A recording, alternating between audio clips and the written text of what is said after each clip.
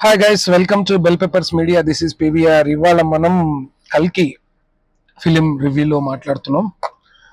పొద్దున్నుంచి జనాలు చాలా ఎక్స్పెక్టేషన్స్ అండ్ రివ్యూస్ చూస్తే లాగ్ ఉంది లేకపోతే ఈ పాయింట్స్ ఉన్నాయి, కొంతమంది కొన్ని స్పాయిలర్స్ ఇచ్చారు. ఓవరాల్ గా సినిమా పరిస్థితి ఏంటి అనేది మనం ఈ వీడియోలో మాట్లాడుకుందాం.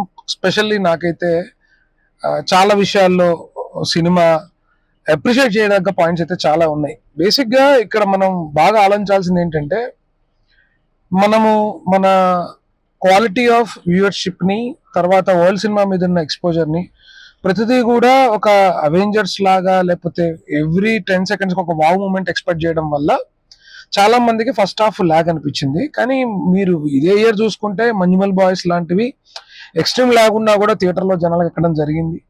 అలానే మీరు మీరు చూసే any super hero films or extraordinary visual wonder ఉన్నటువంటివన్నీ కూడా ముందు చాలా స్టోరీ ఉండి ప్రతి 10 seconds అంటే 10 or 15 minutes కి ఆర్ 3-4 scenes కి ఒక చిన్న ఇంటరాక్షన్ ఉంటాను. ఏంటంటే మనకి ఫిలిమ్స్ చూసి చూసి ఆ హై అండ్ మూమెంట్ ఏదైతే ఉందో అది బాగా అలవాటు పడ్డామని మనకు అనిపించింది.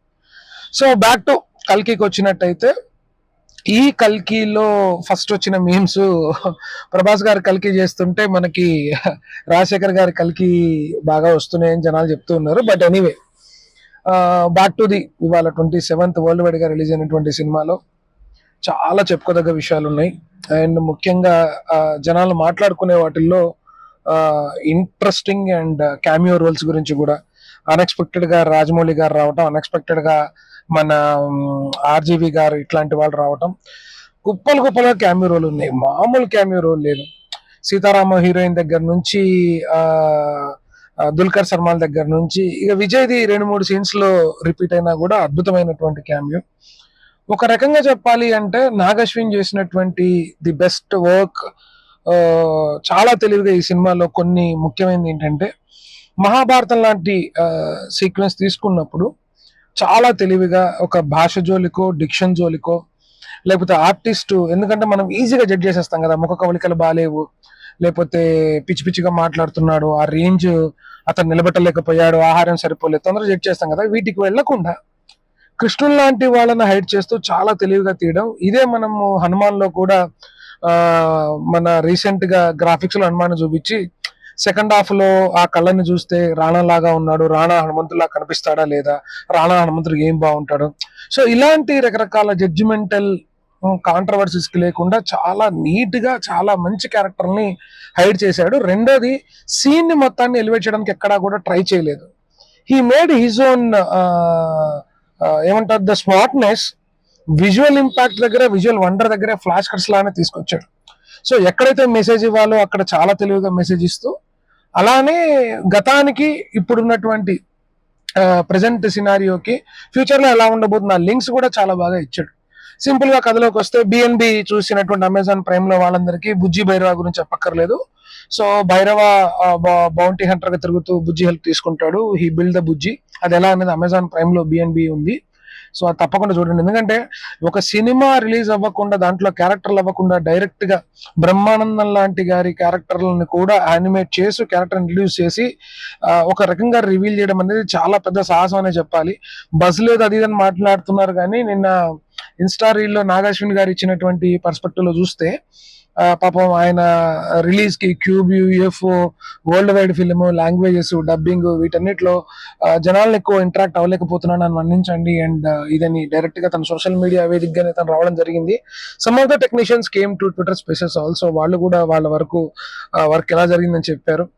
అన్ఎక్స్పెక్టెడ్ ఈవెంట్, ఒక బుజ్జి ఒక కార్ ని లాంచ్ చేస్తూ మన మహేంద్ర వాళ్ళు కానీ లేకపోతే ఇండియన్ ఫార్ములా 1 రేసర్ తోటి దాన్ని ఏవైతే ఇదైతే చేశారో, అండ్ అదే విధంగా మల్టిపుల్ ట్రాక్స్ తోటి బ్రహ్మాండంగా హ్యాండిల్ చేసినటువంటి సంతోష్ నారాయణ మ్యూజిక్ ని బ్యాక్గ్రౌండ్ లో అద్భుతంగా చెప్పుకోవచ్చు. బ్యూటిఫుల్ ఇరగదీశారు. ఇక తర్వాత ఇండివిజువల్ ఆర్టిస్ట్ల పెర్ఫార్మెన్స్ చేసుకోవచ్చు. అంటే వాయిస్ ఓవర్ ఆర్టిస్ట్ గా కీర్తి సురేష్ గారు కానీ, అమితాబ్ బచ్చన్ గారు కానీ, ఒక రకంగా ప్రభాస్ ఫ్యాన్స్ హట్ అయితే ఐఎమ్ సో సారీ, ఈ సినిమాకి ప్రధానమైన హీరోయిస్ అమితాబ్ బచ్చన్ గారు. అసలు ఫైట్స్ కానీ 8 అడుగుల మనిషిని ఇప్పుడు మనకు దశావతారంలో ఎక్కడో అక్కడ ఇది గ్రాఫిక్ తో చేసిన వర్క్ లాగా కాకుండా ఒక బిలీవబుల్ గా టెక్నాలజీని యూజ్ చేసుకొని అలాంటి క్యారెక్టర్ పురాణం నుంచి డైరెక్ట్ గా 6,000 సంవత్సరాలుగా ఇప్పుడున్నటువంటి ఫ్యూచర్ మోడరేషన్ లోకి తీసుకురావడం అనేది నిజంగా సాహసం చెప్పాలి. ఆయన శక్తికి మించి, ఆయన వయసుకి మించి, ఆయన యాక్టింగ్ స్కిల్స్ ని మించి, ఆయన ఎక్స్పీరియన్స్ ని మించి ప్రాణం పెట్టి చేశారని చెప్పొచ్చు అమితాబ్ బచ్చన్ గారి సినిమాకి. ఇంత ఫ్లా కనిపించదు, ఇంత ఫ్లా కూడా కనిపించదు.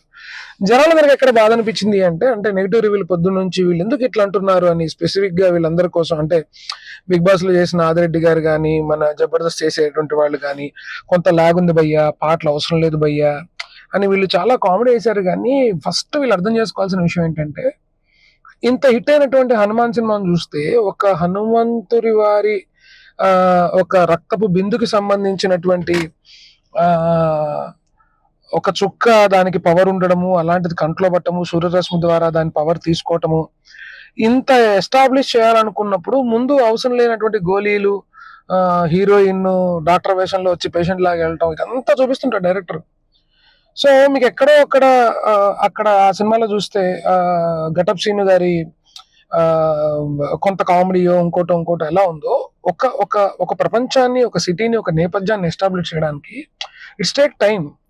అక్కడ నాగ్ అశ్విన్ మంచి కామెడీగా వాడాడు. అంటే ఇప్పుడు చాలా మంది చిరాకెళ్ళిన విషయం ఏంటంటే, బెస్ట్ ఎగ్జాంపుల్ మొన్న అఖిల్ ఏదో ఏజెంట్ సినిమా వచ్చింది, ఫైటింగ్ చేస్తూ మధ్యలో సడన్ డాన్స్ చేయడాన ఆడియన్ డివేట్ అవుతాడు, ఆ యాక్షన్ మూవ్ నుంచి డివేట్ అవుతాడు. అలాగా ప్రభాస్ గారు సో కాల్డ్ ఛత్రపతి లాంటి ఒక ఫైటింగ్ ఎక్స్పెక్ట్ చేసినప్పుడు మధ్యలో కొంత కామిక్ చేయటము, చాలా సరదాగా కొట్టేస్తూ వెళ్ళటము అనే దగ్గర మన వాళ్ళు రివ్యూవర్స్ పిల్ల బచ్చాల కింద 10 మందిని కొట్టేస్తాడు, అది ఇది బోర్గా ఫీల్ అయ్యారు అంటారు. కానీ బేసిక్ పాయింట్ ఏంటి అంటే, అతనంత శక్తివంతుడితో పాటు అతని యొక్క క్యారెక్టర్ స్ట్రెంత్, అంటే ఆ యొక్క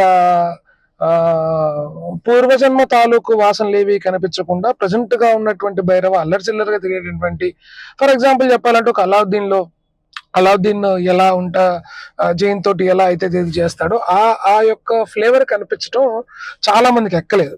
సో ప్రభాస్ ఇట్లా చేయాలి, ప్రభాస్ ఇంతలో చేయాలి, ఇలా చేయాలని ఏదైతే వీళ్ళు ఎక్స్పెక్టేషన్ పెట్టుకున్నారో అది సీనిక్ ఆర్డర్ లో వెళ్తానా వీళ్ళకి ఎక్కడో ఎక్కక ఈ నెగిటివ్ పాయింట్లు ఈ రెండు, లేకపోతే బ్లాక్ బస్టర్, బొమ్మ హిట్ ఇట్లాంటి రివ్యూలు చెప్పారు. కానీ ఐ డోంట్ ఫీల్ సో. ఎందుకంటే 3 పాయింట్లలో we should appreciate and salute, hats off to this project. ఒకటి, స్టార్ వార్స్ లాంటి ఒక ఫైట్ స్ట్రక్చర్ కానీ, ఒక బ్యాక్ డ్రాప్ కానీ ఒక రోజులో ఏమీ డెవలప్ అవ్వలేదు.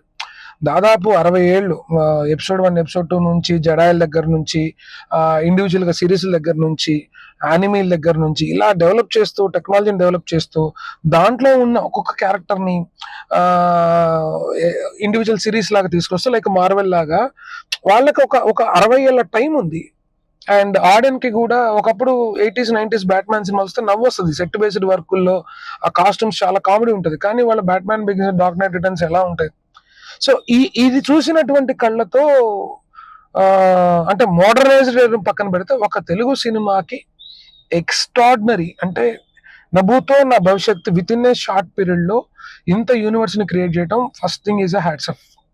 సెకండ్ థింగ్, చాలా రిస్కీ పాయింట్స్ అయినటువంటి కొన్ని ఇంటర్నల్ కథల్ని, భారతంలో ఉన్నటువంటి క్యారెక్టర్లని, తర్వాత సర్ప్రైజ్ ఎలిమెంట్స్ ని తీసుకొచ్చేటప్పుడు ఆ స్క్రీన్ ప్లే లో మర్జ్ చేసినటువంటి విధానం, వాళ్ళ నుంచి తగ్గ పెర్ఫార్మెన్స్ రాబట్టుకోవడం is the second smartest work. అంటే చాలా సందర్భాల్లో జడ్జిమెంట్లకి తావీయకుండా ఈ క్యారెక్టర్ ని పాడు చేశాడు, లేదా పురాణం మీద అవగాహన లేదు. ఎందుకంటే ఆదిపురుష్ లాంటి సినిమాల్లో ట్రోల్ మెటీరియల్ అయిపోయారు మొత్తం. అసలు ఓముల దగ్గర నుంచి హీరో హీరోయిన్ కూడా వదలలేదు ఎవడు, బాలీవుడ్ సైతం కూడా. సో అట్లాంటి వాటి చోట అండ్ ఏదైతే జనాలకి ఎంటర్టైన్మెంట్ కావాలో దానికి తగ్గ ఒక స్ట్రక్చర్ ని మాడ్యులేట్ చేస్తూ అందులో ఈ యొక్క దీన్ని పెట్టడం. అంటే నాకు మూడవది, నాకు బాగా నచ్చిన పాయింట్, నాకు తెలిసి ఇంతవరకు ఏ రివ్యూలో వీళ్ళు ఎవరు చెప్పుంటారని నేను అనుకుంటున్నా. One of the point is, అతను కల్చర్ చెప్పాలనుకున్నాడు. నాగ్ అశ్విన్ ఇండియన్, ఈ సినిమా చూసిన తర్వాత వరల్డ్ లో భారతం ఏమిటి, అశ్వత్థామ ఎవరు, కృష్ణుడు ఎవరు, అర్జునుడి గాంధీవం కథ ఏమిటి, సో ఇట్లాంటి కొన్ని ఇంట్రెస్టింగ్ ఎలిమెంట్స్ ఈ సినిమా ద్వారా చెప్పడం. కాశీ గొప్పతనం ఏంటి, ఎప్పుడు ఎండిపోయినటువంటి గంగ గొప్పతనం ఏంటి, గంగ శివలింగానికి అభిషేకం చేయటం ఏంటి ఆ టైం బట్టి, సో కల్కి అవతారం ఏంటి, సో ఇలాంటివన్నీ మాట్లాడినప్పుడు మోడర్నైజ్డ్ గా వెపన్స్ చేశాడు, మోడర్నైజ్డ్ గా వెహికల్ చేశాడు, మోడర్నైజ్డ్ గా సిటీ బిల్డింగ్స్ చేశాడు, కానీ మోడర్నైజ్డ్ సివిలియన్ కల్చర్ తీసుకురాలేదు. ఎందుకంటే 2024లో మనమే ఇవాళ ఎల్జీబీటీక్యూ రచ్చరంబోలా చేస్తే ఆ స్టార్ వార్ సినిమాలో లాగా పిచ్చి పిచ్చి తలలు, పిచ్చి పిచ్చి మొండాలు, పిచ్చి పిచ్చి ఇది కాకుండా ఒక జెన్యున్ వేలో ఎవరైతే సుప్రీం విలన్ కమలాసన్ గారు అయితే ఉన్నారో అతను చేస్తున్నటువంటి ఒక ప్రక్రియలో భాగంగా ఎక్కడ అశ్లీలతకి చోటు లేకుండా, జుగుత్సుకి చోటు లేకుండా, కల్చర్ ని పెంట చేయకుండా ఇంత నీట్ గా చేయడం అనేది గొప్ప విషయం. కావాలనుకుంటే ఫ్రాక్షన్ ఆఫ్ సెకండ్స్ లో అవును 6,000 సంవత్సరాల తర్వాత ఇట్లనే ఉంది, యూ డోంట్ నో ఇట్ అని మొహం మీద చెప్పేయచ్చు. ఇప్పుడున్న పర్స్పెక్టివ్ లో కూడా డైరెక్టర్ చెప్తే మనం ఏం చేయలేము, కానీ he never took any risk at the same time any పెచ్చ పని ఏం చేయలేదని పచ్చిగా మాట్లాడంటే పెచ్చ పని ఏం చేయకుండా కల్చర్ ని 6,000 సంవత్సరాల తర్వాత కూడా కాపాడబడాలి అన్న ఒక కథ తీసుకున్నప్పుడు ఆ కల్చర్ ని ఈ రోజుకి కూడా నిలబెట్టే క్రమంలో ఉన్నాడు. అంటే ఒక శంబలా లాంటి గ్రామం చూస్తే వాళ్ళ కాస్ట్యూమ్స్ దగ్గర నుంచి అలా ఇప్పుడు చాలా మంది ఏం చేశారంటే వీళ్ళు బ్లాక్ పాంథర్ రిఫరెన్స్ తీసుకున్నారు, యానిమేషన్స్ ఇక్కడ వాడారు, లేకపోతే ఇచ్చేసారు అంటే నేను ఏమంటానంటే ఇండియన్ సినిమా పర్స్పెక్టివ్ లో ఇండియన్ కాంటినెంటల్ లో ఇంత తయారు చేసి ఇంత తక్కువ టైంలో ఇంత వ్యవస్థను సృష్టించడం చాలా చాలా చాలా చాలా గొప్ప విషయం. You please understand Hollywood industry ఎప్పటి నుంచి ఉంది, ఒక్కొక్క ఫ్రాంచైజీ ఎన్నేళ్ల నుంచి కష్టపడుతున్నాయి, వాళ్ళది ఎన్ని కోట్ల రూపాయల బడ్జెట్. ఒక రీజనల్ సినిమా, ఒక హైదరాబాద్ బేస్డ్ డైరెక్టర్, ఒక హైదరాబాద్ బేస్డ్ రీజనల్ నుంచి తన ఆర్టిస్ట్లను జాయిన్ చేయడానికి ప్యాన్ లెవెల్ తీసుకోవడానికి ఎంత కష్టపడి ఆ లోకాన్ని సృష్టించాడు.